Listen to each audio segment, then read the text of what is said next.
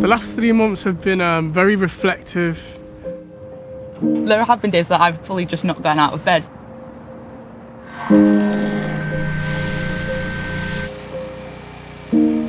Purgatory. I've been on my own most of the time. A little bit of, like a break from reality in a sense. I've really quite enjoyed lockdown. It feels like quite a blessing. I'm more worried about other people. I'm very concerned. There are young people who are making the transition from school. For them, catching up is going to be really hard. My daughter's 8. I went into her bedroom at 11 o'clock one night and she was sat watching Newsnight, and I said, "What are you doing?" She said, "Oh, I'm just counting how many people have died today." I don't think anyone was really prepared for the effect that it would have on children's mental health. Before this, I was out of the house sort of 8-9 hours a day, so I only got to see her for about half an hour a day. And I've got to see her grow up in a way that I would never have seen otherwise. Today's first day opening back. We supply a lot of the churches, the weddings, the parties. Obviously, if they shut down, we're responsible for a lot of the meat that's catered at them events, so we was worried. Coming from a country like Italy and seeing the government acting so well and caring about their people, I cannot get my head around why this wasn't happening here. The most difficult part of Ramadan in lockdown was not being able to congregate in prayer. It's a deeply spiritual time for you to connect. The last 3 months has really allowed me to reflect on a lot of things when you're confined to your 4 walls. Well, yeah, because I'm a boxer, every day is routine, every day is structured. It took away from that, the whole world had come to a standstill. I've lost my job flying for Virgin for 16 years as a flight manager. That was a massive shock. I'm still processing it really, but can't actually believe that a tiny little germ could create such devastation. I remember opening on the Monday. It was really quiet, and Tuesday was even quieter than Wednesday. Didn't take a penny, so I thought, now it's time to shut. I told my landlord until I reopen I can't pay him anything. I'd be ashamed if it goes, because I've been here 24 years. I've had the shop that long that I don't feel like I want to let anything beat me.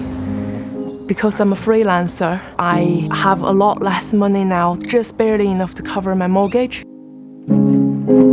We've lost 2 direct members of the family. Only 10 people could go to the funerals. You don't get the usual where you can all go and grieve together.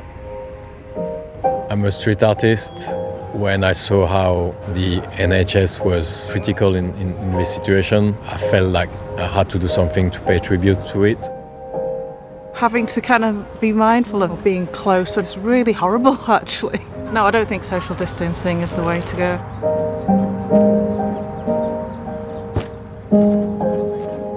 It's quite hard to only ever see my parents on a screen. I came out in January to my family. I don't think that is the same on a phone call or on a webcam. Sometimes all you want to do is be sat next to someone, you know, and look them in the eyes and speak to them.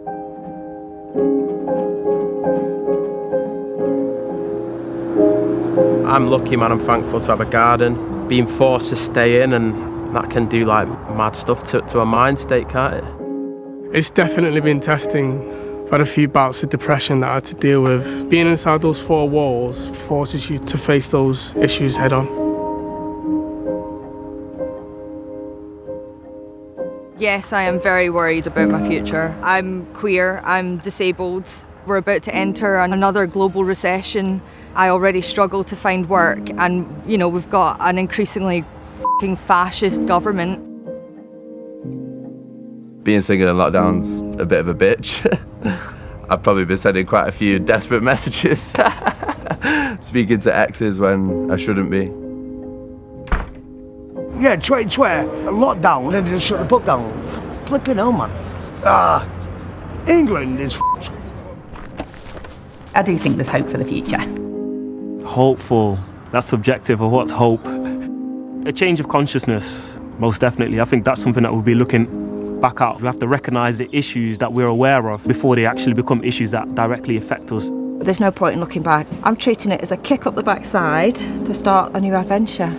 It's a really amazing point in history. People should have broadened their horizons in this time. I'd like to think of it as the new normal. That's what I've been calling it. It's a tomorrow that's considerate of what we've been through and the past, but it's also a tomorrow that's looking at the future.